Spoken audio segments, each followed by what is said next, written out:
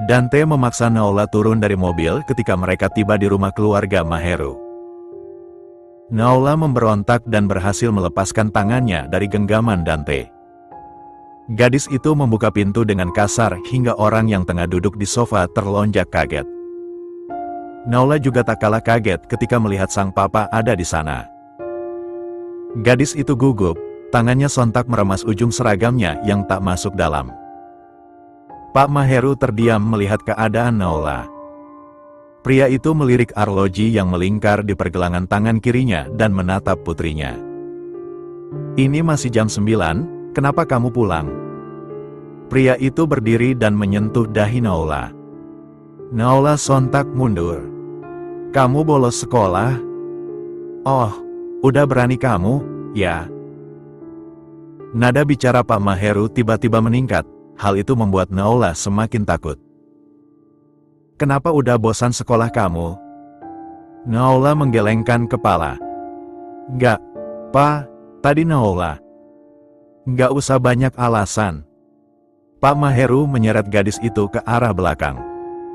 Dante yang menyaksikan kejadian itu turut mengikuti mereka.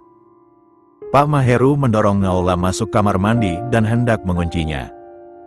"Kamu harus tahu aturan papa sebelumnya. Kamu memang gak bisa berubah. Besok kamu harus pindah ke rumah pamanmu." "Pak, jangan kurung Nona, Pak." Dante mencoba membujuk Pak Maheru. Pria yang masih berpakaian rapi itu menepis tangan Dante yang terulur.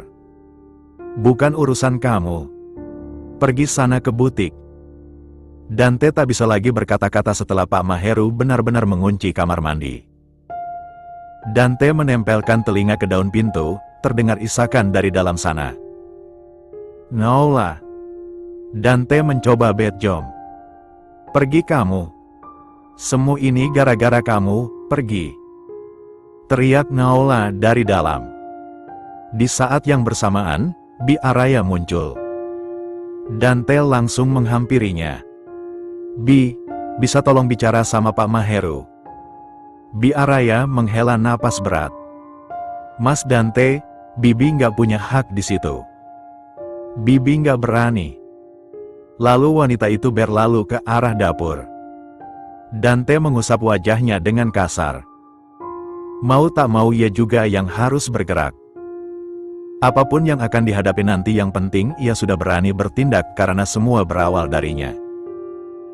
Pria itu berjalan dengan perlahan-lahan dan mengetuk pintu ruangan kerja Pak Maheru. Lama tak ada sahutan hingga Dante memberanikan diri memutar kenop pintu. "Pak, saya mau berbicara." Pak Maheru tampak fokus ke arah komputernya. "Pak." Dante berjalan semakin dekat. Ia berdiri tepat di hadapan Pak Maheru. Pak Maheru akhirnya melirik sekilas, kemudian kembali berurusan dengan komputernya. "Pak Maheru, saya perlu bicara." Dante masih belum menyerah. Pak Maheru membuang napas kasar. "Katakan apa maumu. Kamu mau gaji lebih cepat atau mau naik gaji?" Dante menggelengkan kepala. "Ini bukan tentang saya, Pak." Pak Maheru menyandarkan bahunya di belakang kursi. "Kalau tentang Naola, pergilah. Saya sedang tidak ingin membahas ini. Ini soal Ina, Pak." Pak Maheru menghentikan setiap gerakannya. Tatapan yang tadinya ke langit-langit perlahan berputar ke arah Dante. Pria itu berdiri dengan sedikit kasar. "Apa kamu bilang? Kamu berani sekali memanggil nyonya rumah ini begitu?" Dante tersenyum sinis. "Itu memang karena ia pantas mendapatkannya, Pak." Pak Maheru berjalan mendekat ke Dante. "Keluar dari ruangan saya. Bapak belum mendengarkan penjelasan saya. Saya tidak butuh. Keluar sekarang." Pak Maheru berteriak, tangannya menunjuk ke arah pintu. Dante menelan saliva dengan kasar. Ia akhirnya melangkahkan kaki keluar dari ruangan itu. Di depan pintu pria itu berpapasan dengan Ina. Perempuan itu tersenyum lebar dan mendekatkan wajahnya ke Dante. Dante mundur sedikit. "Jangan macam-macam, Dante. Ingat lo bisa ada di sini karena gue, bisik Ina sebelum kemudian ia melenggang pergi. Dante membuang napas berat. Entah cara apa yang harus dilakukan agar punya kesempatan untuk bicara dengan Pak Maheru. Pria itu saat ini dalam dilema yang tak berkesudahan. Dikta berjalan tertatih-tatih ketika melintasi sebuah gang menuju rumahnya. Bunyi gemerisik di belakang membuat ia ragu untuk melanjutkan langkah. Ekor matanya menangkap seseorang tengah mengawasi. Dikta berjalan lebih cepat agar bisa bersembunyi dari orang tersebut. Dikta berdiri di balik sebuah seng yang lumayan lebar. Lelaki itu mempertajam pendengaran. Dari lubang kecil, ia bisa melihat seseorang tengah berdiri membelakangi. Kok gue kayak kenal, ya? Dikta berbicara dalam hati. Dikta kemana, sih? Kok hilang gitu aja? Dikta kenal suara itu. Perlahan-lahan ia keluar dari tempat persembunyian dan mencekal leher orang itu. Orang yang dicekal pun kesulitan bernapas dan memukul-mukul lengan Dikta. Dikta akhirnya melepaskan orang itu dengan beberapa umpatan yang keluar dari bibirnya. Lo ngapain, sih? Mau rampok gue, ya? Is ngapain juga gue harus rampok lo? Lo aja kagak punya apa-apa, balas gadis itu kesal. Jujur aja deh, Zen, apa rencana lo? Jangan buat gue emosi. Gue cuma mau bantuin lo ngobatin luka di wajah itu. Gue kagak mungkin mau macam-macam ke lo, yang ada lo yang mau macam-macam sama gue. Dikta memutar bola mata dengan malas. Gue macam-macam sama lo? Harusnya mikirlah. Lelaki itu tersenyum kecil. Kalau gitu gue bantu obati, ya. Dikta mendorong tangan Zeni yang meraih tangannya. Gue bisa sendiri, lo pulang aja. Siniin. Zeni menarik tangan Dikta. Akan tetapi, fondasi duduk lelaki itu kurang tepat hingga keduanya malah terjatuh ke lantai. Dada Zeni bergemuruh hebat berada di bawah tubuh Dikta. Mata keduanya terperangkap dalam beberapa menit. Hingga Zeni lebih dulu sadar dan memukul bahu Dikta. Minggir lo. Serunya kemudian. Dikta perlahan berdiri. Ia melihat Zeni yang kesusahan bangkit. Lelaki itu pun mengulurkan tangannya. Zeni yang melihat tangan Dikta terulur, sejenak hatinya menghangat. Namun, ia tersadar dan bangkit secara sendiri. Dikta berdecak kecil. Keheningan di antara keduanya masih berlanjut bahkan setelah Zeni selesai membersihkan luka Dikta. Lelaki itu juga tak banyak tingkah seperti sebelumnya. Ia manut saja dengan apa yang diperintahkan Zeni. Udah selesai, kata Zeni kemudian meletakkan kotak obat di atas meja. Gue pulang, ya. Dikta menganggukkan kepalanya. Tanpa membuang waktu lebih lama, Zeni melangkah keluar. Zeni? Gadis itu menoleh begitu namanya dipanggil. Apalagi? Tanyanya dengan ketus. Lo bisa kan bantu gue buat jadian sama Naola? Dikta menatap Zeni penuh harap. Zeni yang masih berdiri di halaman terdiam sesaat. Ia tampak berpikir sesaat sebelum kemudian menganggukkan kepala pelan. Ya, tergantung amal ibadah lo.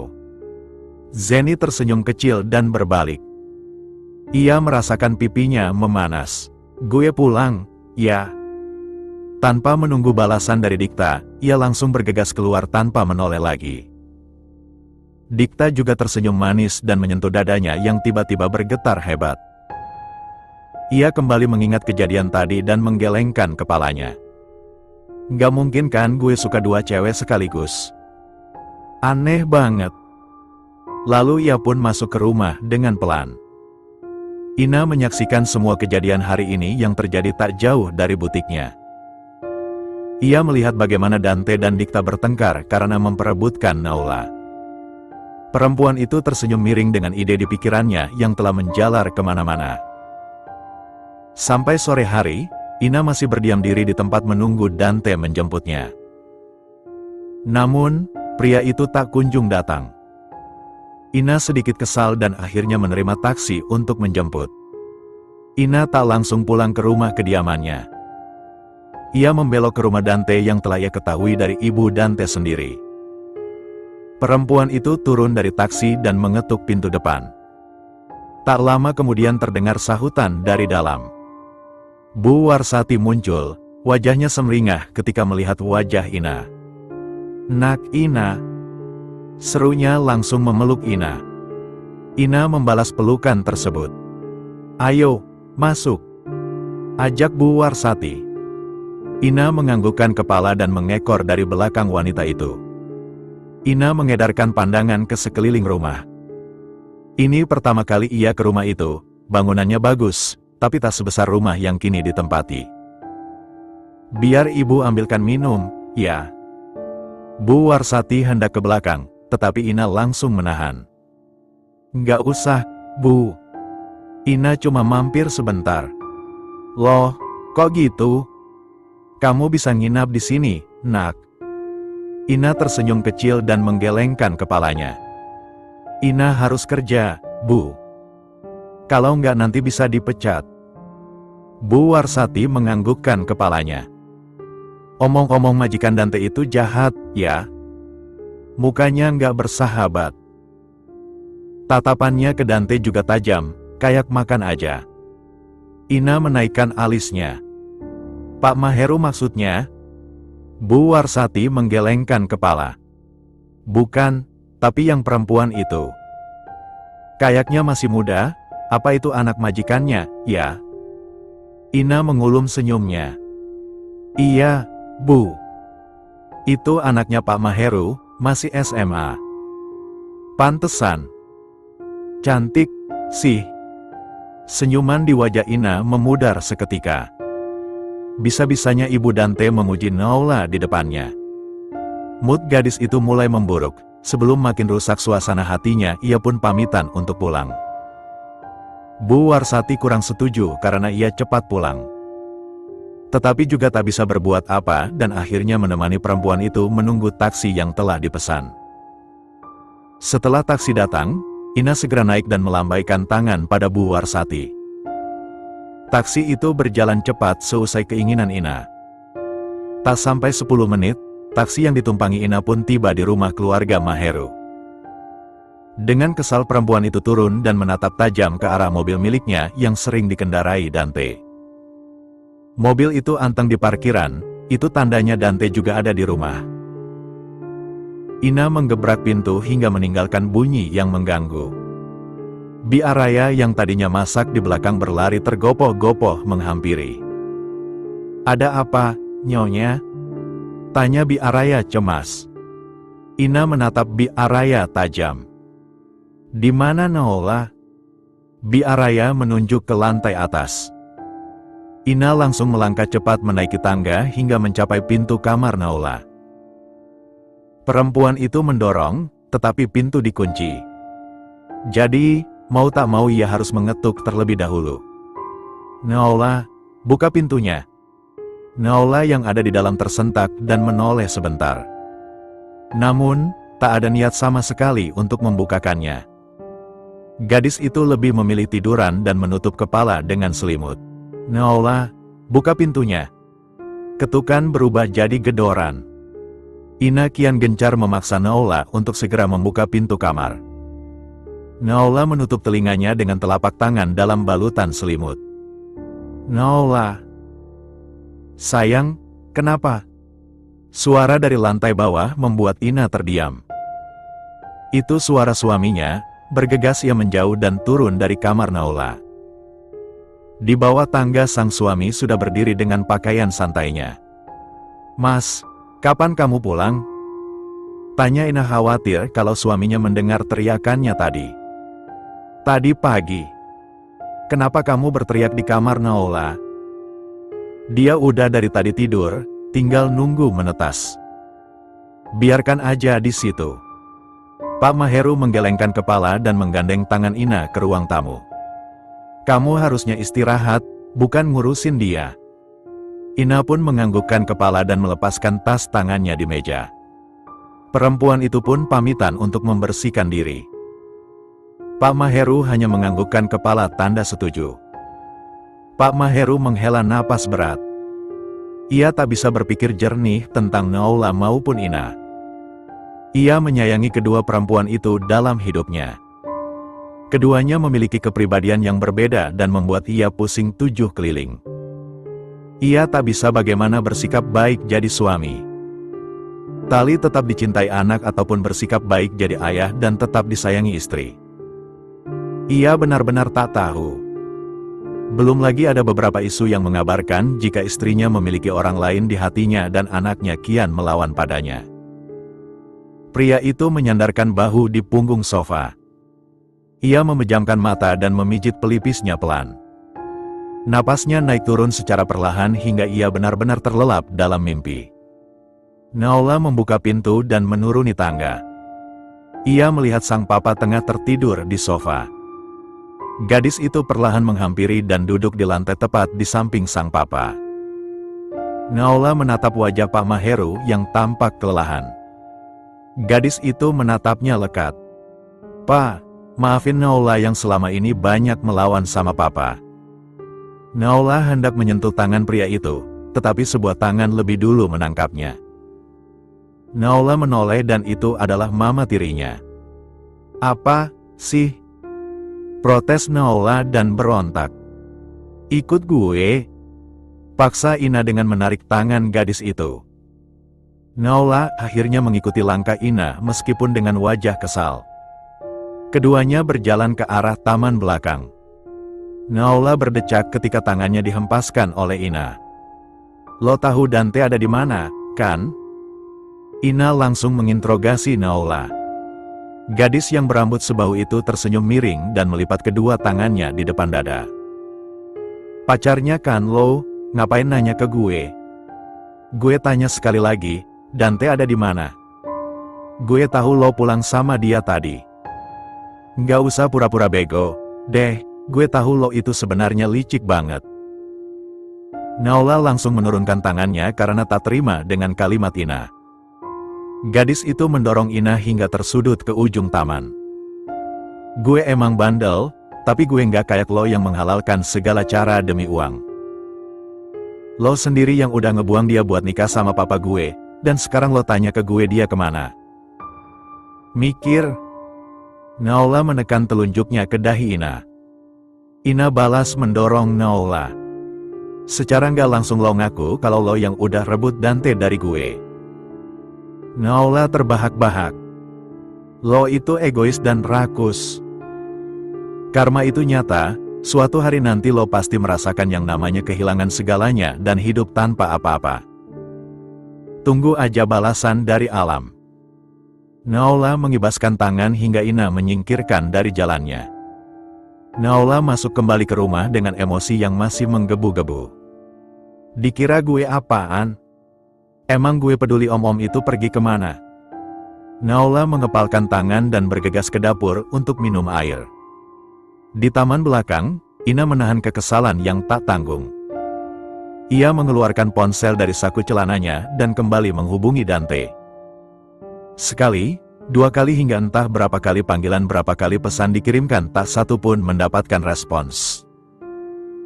Hari ini Bu Warsati berniat mengunjungi Dante di rumah majikannya karena sudah 2 hari anaknya itu tidak pulang. Kebetulan juga hari itu Minggu, jadi besar kemungkinan Dante ada di rumah. Dengan riang wanita itu mengetuk pintu dan bertemu dengan Bi Araya. Ibunya Mas Dante, ya? Silakan masuk, Bu." Bi Araya menyambut dengan hangat. Bu Warsati tersenyum dan mengucapkan terima kasih. Ia menyodorkan rantang yang berisi makanan yang dibawa dari rumah. Bi Araya dengan senang hati menerimanya. "Apa ini, Bu? Aromanya nikmat sekali." "Oh, itu pisang goreng, anak saya sangat suka dengan itu." Bi Araya menganggukkan kepalanya. "Wah, Nono juga pasti senang kalau ada ini." Bu Warsati tak menanggapi, ia hanya tersenyum. "Dante kemana, ya, Mbak?" Bi Araya tersentak dan tersenyum kecil kemudian. Jangan panggil saya Mbak, panggil Bibi aja, Bu. Lebih nyaman. Bu Warsati meminta maaf dan menganggukkan kepalanya. Mas Dante lagi nggak di sini, Bu. Dia menggantikan Pak Maheru ke Solo untuk apa itu? Ya. Bibi juga lupa, Bu. Bi Araya menggaruk kepalanya. Ada tamu, Bi. Pak Maheru baru keluar dari kamar. Ia melihat Bu Warsati dan menatap Bi Araya. Iya, Pak, ini ibunya Mas Dante. Oh, ibunya Dante. Duduk aja, Bu, gak apa-apa. Pak Maheru duduk di salah satu sofa yang ada di depan Bu Warsati. Bi, tolong buatkan kopi, ya. Siap, Pak. Bi Araya bergegas ke belakang. Ini pertama kali ibu kesini, ya? Tanya Pak Maheru ramah. Bu Warsati tersenyum. Enggak, Pak, ini kedua. Sebelumnya saya bertemu dengan Nak Ina juga di sini. Pak Maheru tampak tertarik dengan pembicaraan Bu Warsati. Oh, ibu kenal istri saya? Bu Warsati tampak kaget. Istri? Ina itu istri Bapak. Wajahnya tampak pucat. Iya, dia istri saya. Usianya memang jauh lebih muda daripada saya. Tapi cinta kita sudah lama bersemi. Senyum pria itu melebar. Ini kopinya, Pak. Bi Araya menyodorkan segelas kopi pada Pak Maheru dan segelas teh manis pada Bu Warsati. Bu Warsati sontak berdiri dan pamitan untuk pergi. Tentu hal itu membuat Pak Maheru ataupun Bi Araya kaget. Perempuan itu berlari keluar dan memanggil taksi untuk mengantarkannya pulang.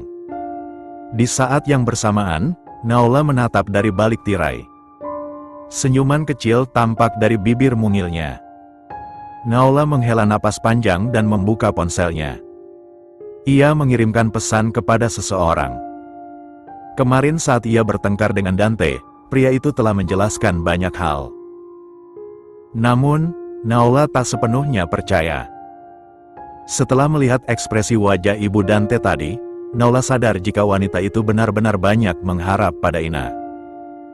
Siapapun bisa licik jika hatinya sudah terlalu sakit. Itulah prinsip yang digunakan Naula. Ia kini meminta alamat rumah Dante pada pria itu. Ia juga punya rencana yang bisa membuat keuntungan untuk keluarganya. Ponselnya berdenting, sebuah pesan masuk. Naula tersenyum lebar ketika melihat sebuah alamat yang dikirimkan. Gadis itu menyambar jaket denim hitam dan tas tangannya dari meja. Kemudian ia bergegas menuruni tangga. Di lantai bawah, Pak Maheru melihatnya dan menanyakan ia hendak kemana. Mau kemana kamu? Mau nongkrong, Pak, jawab Naula santai. Pak Maheru mengerutkan dahi dan menatap Bi Araya. Kamu udah lama nggak nongkrong, hari ini menang lotre. Naula berdesis. Kalau Naula di rumah aja salah, keluar juga salah. Bukan gitu, Papa cuma heran aja. Pak Maheru kembali duduk tenang dan meneguk kopinya. Langkah kaki terdengar, Ina muncul masih dengan piyamanya. Pak Maheru tersenyum menyambut wanita itu. Kamu udah bangun, sayang? Ina mengangguk kepala dan bersandar manja di lengan sang suami. Sedangkan Naula masih diam menatap momen menjijikkan baginya itu.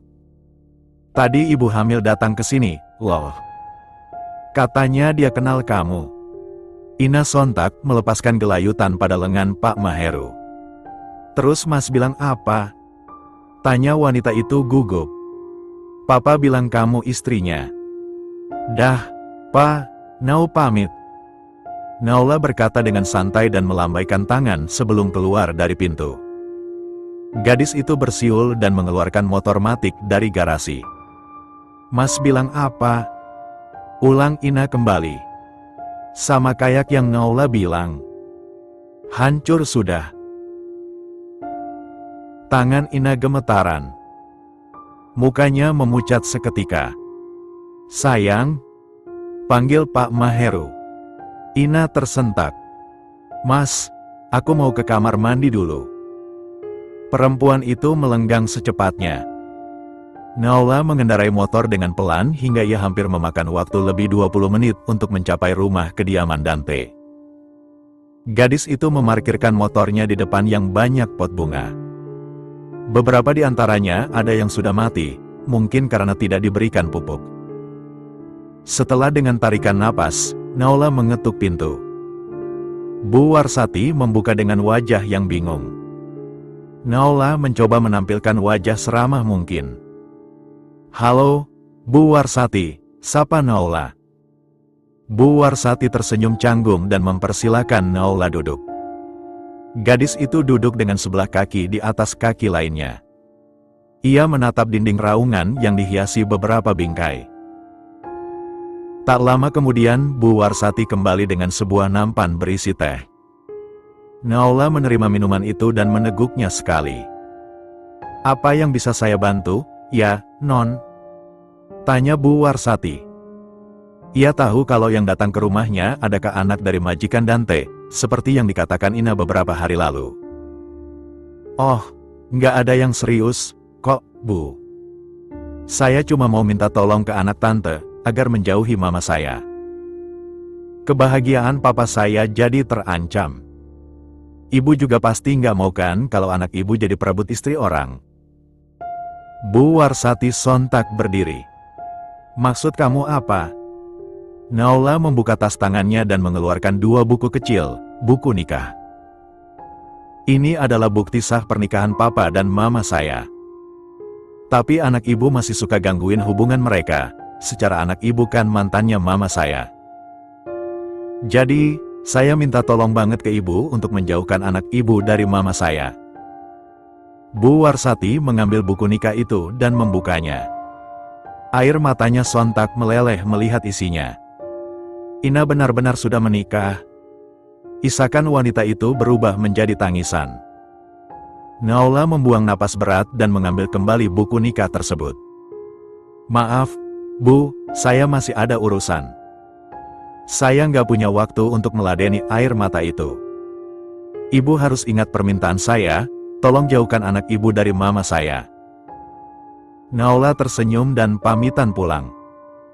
Gadis itu mengendarai motornya dengan perasaan bersalah. Jujur, sebenci apapun ia pada Ina, ia tak seharusnya melakukan peringatan kasar itu pada orang tua. Namun, ia tak punya pilihan. Ia harus melakukan itu semua agar bisa menjalani hidup lebih baik. Ia tak mau keluarganya terus ditempeli oleh parasit seperti Ina. Naola membelok ke arah rumah Zeni, ia butuh waktu untuk menenangkan diri. "Maafin Nao, Om, semua ini Nao lakukan agar yang terbaik menghampiri kita semua.